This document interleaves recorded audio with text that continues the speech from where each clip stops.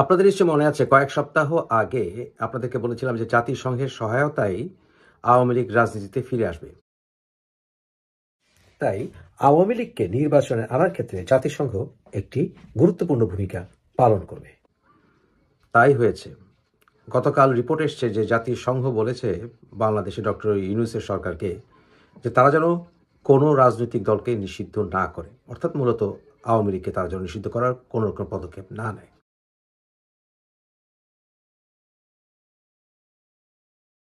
জাতিসংঘকে এই বিষয়ে নিশ্চয়ই ডক্টর ইউনূস খেপাতে চাইবে না। জাতিসংঘ এই পদক্ষেপ নেওয়ার পেছনে ইন্ডিয়ার অবশ্যই হাত আছে, এবং এছাড়া আওয়ামী লীগের বন্ধুর অভাব নেই।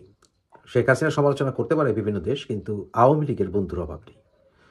কোনো একটি রাজনৈতিক দলের নেতাদের বিফলতার কারণে একটি দলকে নিষিদ্ধ করা যায় না, মূলত সেই দল যখন কোনো সন্ত্রাসী কর্মকাণ্ডের প্রিন্সিপালে বিশ্বাস করে না। বরঞ্চ প্রিন্সিপাল হিসাব করতে গেলে জামাত নিষিদ্ধ হওয়ার কথা, কারণ প্রথমত জামাতকে ইসলামের আকিদাগত দিক থেকেও প্রায় সব রাজনৈতিক গোষ্ঠী, ধর্মভিত্তিক যারা ইসলামের পন্থায় রাজনীতি করতে চায়, এছাড়াও যারা কিনা ইসলামিক গবেষক, তারা সবাই জামাতকে অন ইসলামিক বা ইসলামের মৌলিক আকিদা বিরুদ্ধ মনে করে।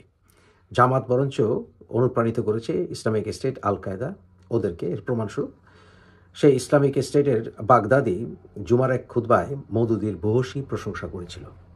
তাই যদি ব্যান করতেই হয় তাদের রাজনৈতিক ফিলসফির ভিত্তিতে, তাহলে জামাতকেই ব্যান করা উচিত। এছাড়া হিজবুত তাহরিরকেও ব্যান করে রেখেছে, ভালোই করেছে। এতে সমন্বয়কারীরা মনক্ষুণ্ণ হবে, কারণ সমন্বয়কারীদের পরিকল্পনা ছিল জামাত এবং হিজবুত তাহরির, আল কায়দা এদের ছত্রছায়ায় নিজেদেরকে অন্তত একটি শক্তিশালী বিরোধী দলে রূপান্তর করা এবং আওয়ামী লীগকে নিঃশেষ করে দিয়ে সেই জায়গা বসা এবং আলটিমেটলি বিএনপিকে ধ্বংস করা। সেই আশা বোধহয় এখন আর চরিতার্থ হচ্ছে না। পরবর্তী পদক্ষেপ হবে জাতিসংঘের যে রিপোর্টটি এসলো জুলাই অগাস্টের ব্যাপারে, সেটা আপনাদের বলেছি যেটা অপ্রতুল এবং এটা পক্ষপাততুষ্ট এবং এটা ইনকমপ্লিট। কিন্তু জাতিসংঘ বলেছে যে তারা আরও এই বিষয়ে ইনভেস্টিগেশন করতে চায়। ইনভেস্টিগেশন তাদের আসলে মূলত কমপ্লিট হয়নি, এই ইঙ্গিতে তাদের কথাবার্তায় পাওয়া গেছে। কিন্তু সামনে যে বিষয়টা ইনভেস্টিগেশন আসবে সেটা হচ্ছে যে এই জুলাই অগাস্টের পরবর্তীতে যে আওয়ামী লীগের নেতাকর্মীদের উপরে যে নিধন চালানো হয়েছে এবং তাদেরকে যে সুষ্ঠু বিচার থেকে ডিপ্রাইভ করা হচ্ছে ইত্যাদি বিষয়গুলো আসবে সামনে। এবং ইউনূস সরকার যেভাবে তারা কমপ্লিসিট হয়েছে সকল ইসলামিক মৌলবাদী গোষ্ঠীগুলোকে জাগতে, সেই বিষয়গুলো আসবে সামনে। আমরা আশা করি এটা আসবে। সেই বিষয়ে আমাদের পক্ষ থেকে যেখানে যা প্রেশার দেওয়া দরকার সেটা আমরা দেব। এবং ইউনূস সরকার by default state sponsor terrorism চালিয়ে যাচ্ছে। আপনাদেরকে আমি বারবার বলেছি, জাতিসংঘ যখন বলল যে আওয়ামী লীগকে ইঙ্গিত করে আসলে যে কোনো রাজনৈতিক দলই ব্যান করা যাবে না, পরবর্তী পদক্ষেপ আসবে যে তাদেরকে রাজনৈতিক কর্মকাণ্ড থেকে বিরত রাখা যাবে না, অর্থাৎ তারা তাদের রাজনৈতিক কর্মকাণ্ড চালাবেন। এটাই গণতন্ত্র, এটাই গণতান্ত্রিক পরিবেশ। এবং সেই ক্ষেত্রে তাদেরকে কোনো প্রকার বাধা দেওয়া যাবে না, তাদের যেই রাজনীতি করার যে অধিকার।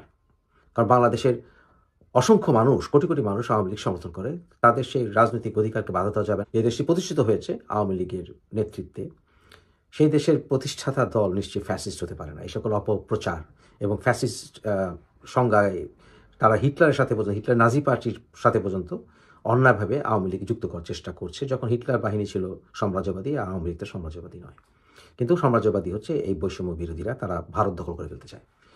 অতএব পরবর্তী পদক্ষেপ হবে যাতে করে তাদের রাজনৈতিক কর্মকাণ্ডে বাধা না দেওয়া হয়। সেই ক্ষেত্রে আওয়ামী লীগের উচিত হবে দ্রুত একটি কমিটি করা, নতুন কমিটি করা, এবং যাতে করে জাতিসংঘ তাদেরকে ভালো করে ব্যাক আপ করতে পারে এবং কর্মকাণ্ড যেন শুরু করতে পারে। যেটা করতে পারে তারা, যে নাহিদা ইঙ্গিত দিল যে আদালতে যাবে আওয়ামী লীগের রাজনীতির বিরুদ্ধে, যাক।